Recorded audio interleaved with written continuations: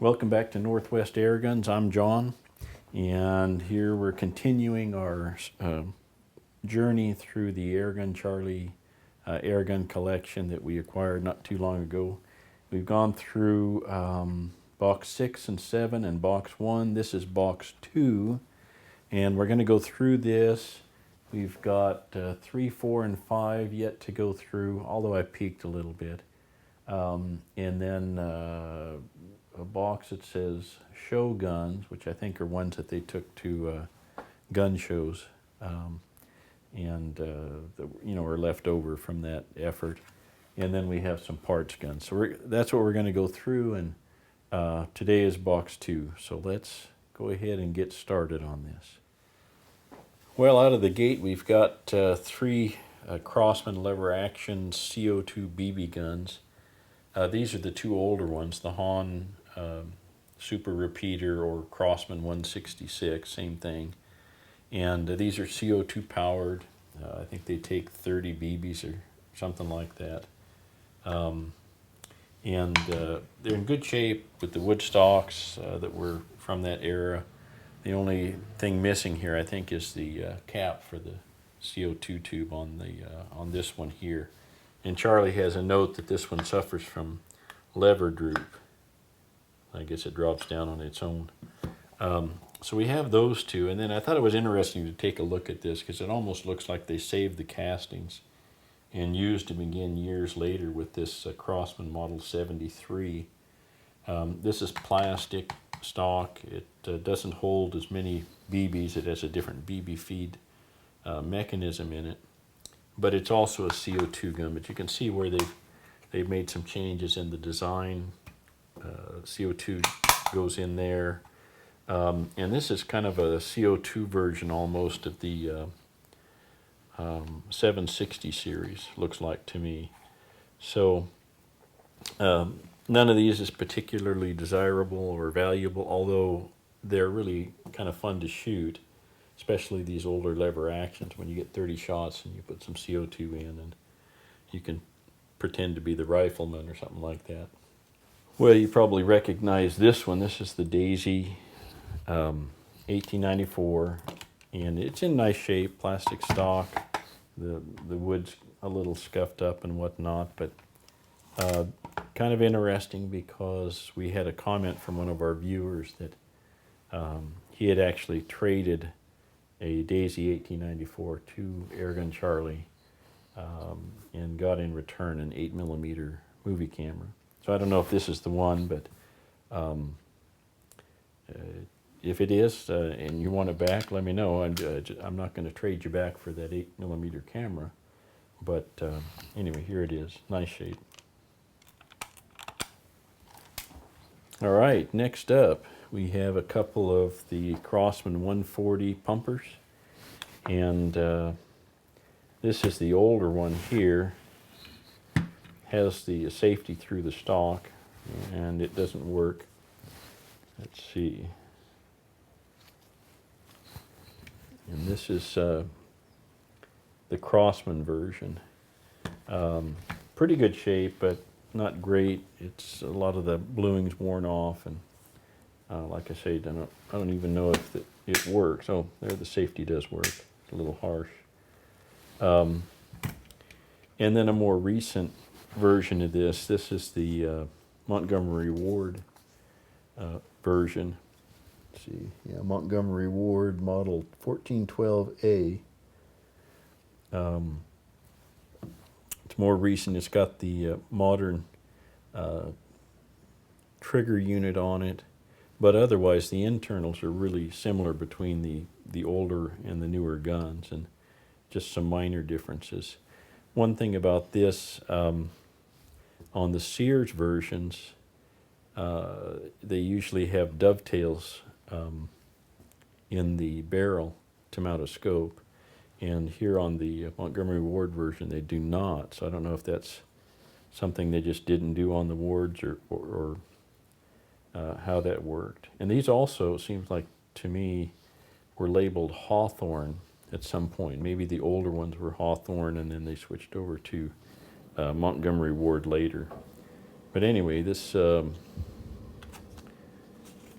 I don't know if either one of them work. We'll take a look at that, and you know, I've probably got several more of these in the collection that are going to come out, and then I've probably got half a dozen anyway that I had previously. So we may take a closer look at these 140s and 1400s and see what kind of differences there were.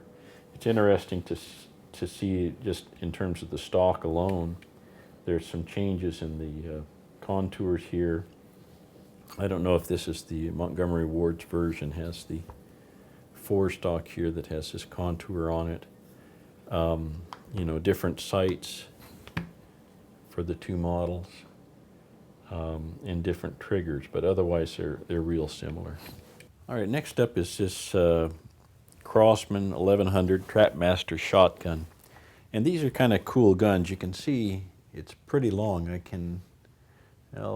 suppose I could hold it back further and get the whole thing in the picture, but they're fun little rifles. And if you recall, in one of the, I think our second video in this series, we had the shotgun shells that we took a look at and how to reload those, and we got some of those with this collection as well. But these are pretty cool, and the way you operate it, essentially, turn it up, and you ready for this? Okay, so that's pretty dramatic, and what happens is the entire barrel slides forward, and it opens this up so you can load a shot shell in there, and then you grab the barrel and close it up. Now you're ready to push this forward and shoot. And this is a CO2 gun. The CO2, of course, comes in up here, and they're a lot of fun. They have I think this is the low at the front power, and then if you want a little bit more power, you put it back here so it shoots a little further. This takes the shot shells that I mentioned, and it also takes the, what is it, 380 gauge lead balls. So it's a cool gun. This one seems to work pretty well, at least without CO2, everything operates the way it should. And Charlie's got this one, as he says, he's just talking about those shot shells that he's got in that other package. Well, he didn't say much about this, but these are cool guns. What I find with these, and probably many other owners, is that the action of the barrel is pretty harsh. It's kind of oversprung. So what you can do with these, I think I mentioned, is send them into a Mac-1 Airgun shop. That's what I do with them. Whenever I have a Crossman 622 to pair up with it, and you can swap the spring from the 622 and the spring in this, and this becomes a lot more pleasant as far as ejecting the old shell and getting ready to load the new one. And the 622 gets a stronger spring out of here, which, you know, it handles better than this. So what I do when I get the Trapmaster and a 622 in-house, I'll send them down and have Mac-1 Airgun Shop do their valving stuff, because I don't like to do the valve on this. It's one of those clamshells, and there's all kinds of stuff going on in there, and I just as soon let somebody else deal with that. So he takes care of the valve, reseals everything so it works, and then he does the swap out of the springs, and it just makes these really pleasant to shoot.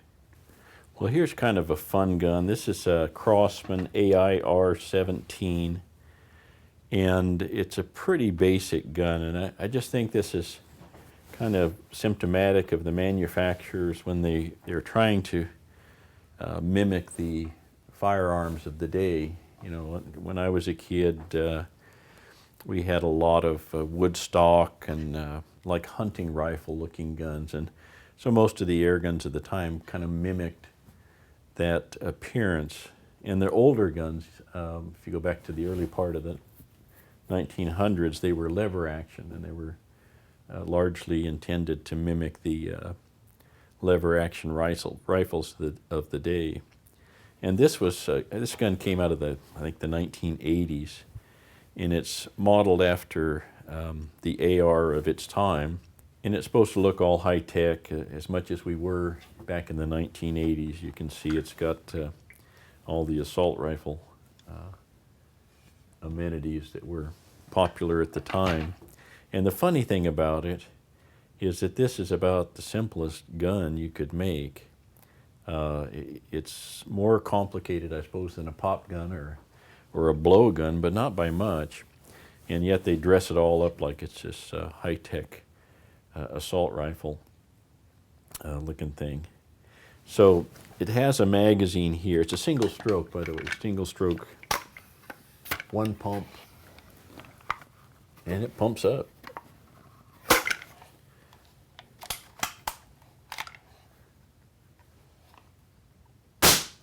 Seems to work. It's got a magazine here that holds, 4 shots. This magazine, all it does is hold your other magazine, so you can load this ahead of time and stick them in here and carry them around in there. So it's kind of a fun gun. Like I say, I just think it's interesting to take something that's incredibly low-tech and yet dress it up as though it's super modern high-tech. Stepping up to the plate, we've got these 2 Crossman M1 Carbines, and these are kind of fun guns. What Crossman did is they had a gun called the V3500, I think it was, which was a BB gun, and for some reason, similar to what we were talking about earlier, where the manufacturers try and come up with guns that kind of match the firearms of the day, they dressed that old V3500 up. It's an M1 carbine. These were supposed to resemble the old U.S. Army issue, and they're kind of fun. The way they work, let's see, to cock them, you just grab the barrel, pull it back, push it forward. That's all there is to it. It does have a safety. Let's see. No, safety safety is just there for looks. And I think probably the peep sight here and the front sight are pretty much for looks too, because I can't imagine it's all that accurate. So it has a magazine here, and this is really just to hold your BBs. And there's supposed to be a little cover plate on here. This one's missing it. Yeah, this one has a cover plate and a couple of BBs. And let's see, the way you load it, if I remember, you pull back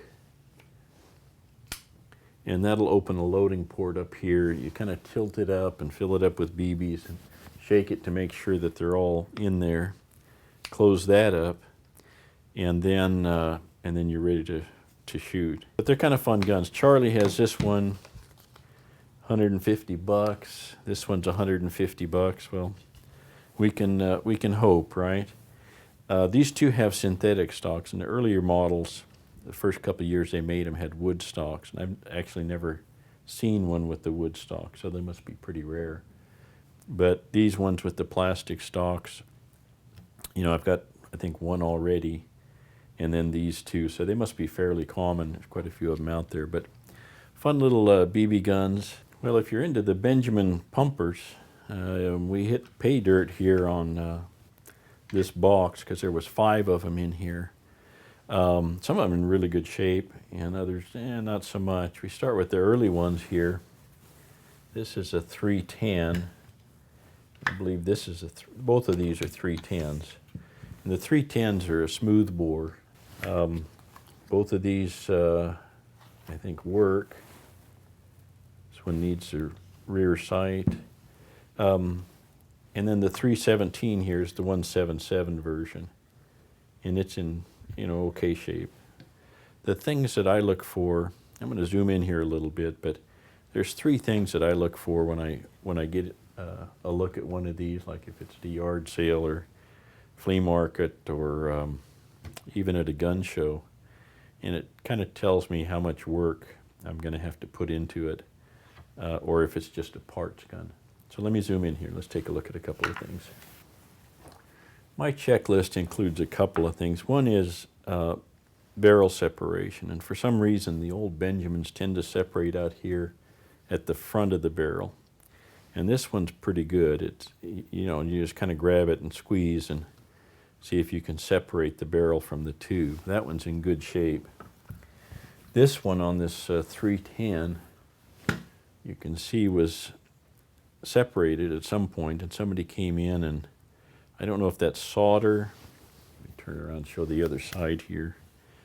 But it's a pretty aggressive job here, because the you know, the factory models really have just, you know, kind of a dot of solder several locations along the barrel and tube, and then the front sight is soldered on as well.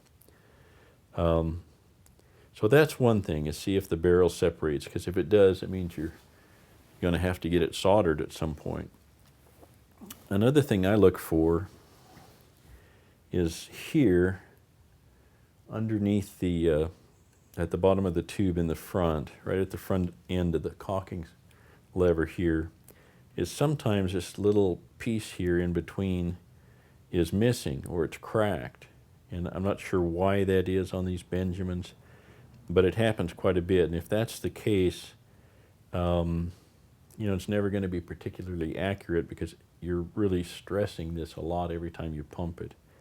So I check that and make sure this is intact, or that it's not intact, so that I know how much effort it's going to take. Or maybe this is a parts gun, and you know, if this tab's missing, we do solder a bridge over here from time to time, but you know, it's still not as good as the original. These tubes originally were tubes, and then they cut this slot and just left this little piece here in the front.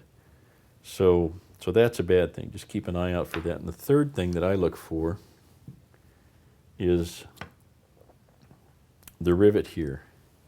You know, is the rivet in good shape, or is it all wallowed out and there's a lot of looseness here between this link and the cocking lever?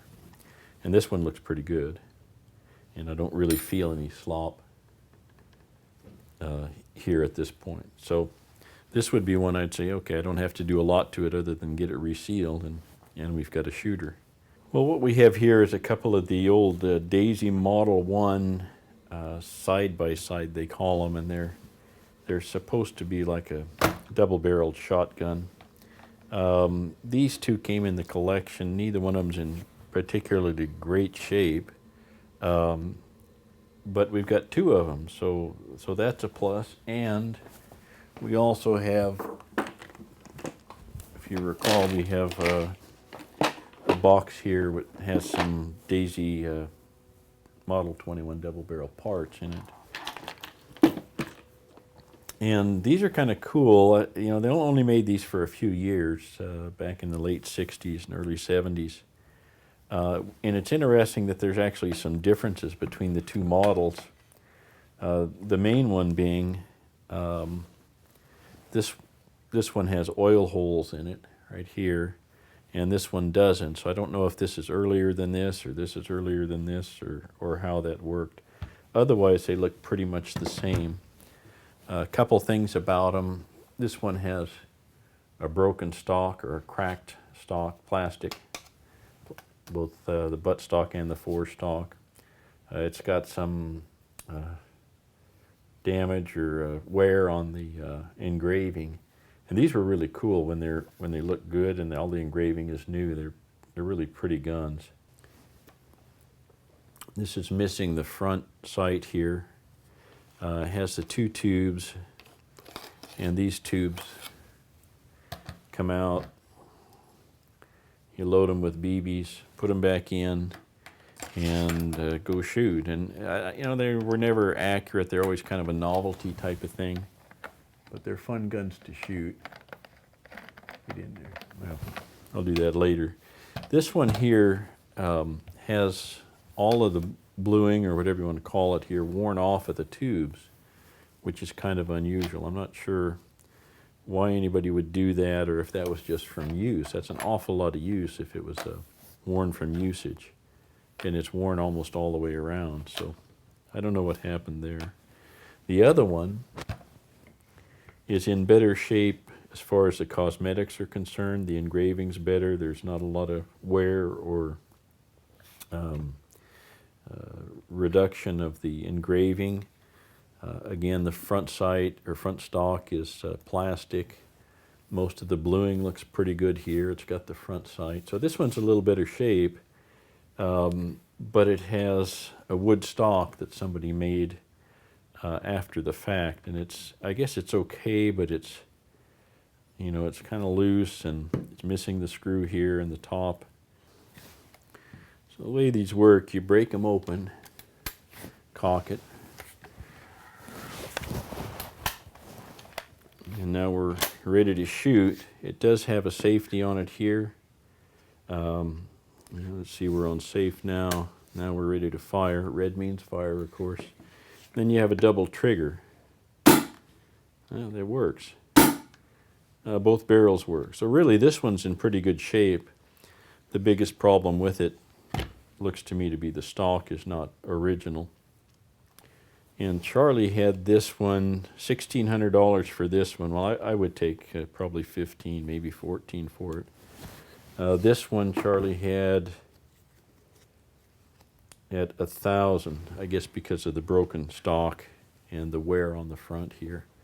So that's $2,600 between the two of them. And I keep hoping on those big numbers because these two guns could really help pay for this collection. So that's what we got, a couple of these Deezee side-by-side double-barrel mock shotguns.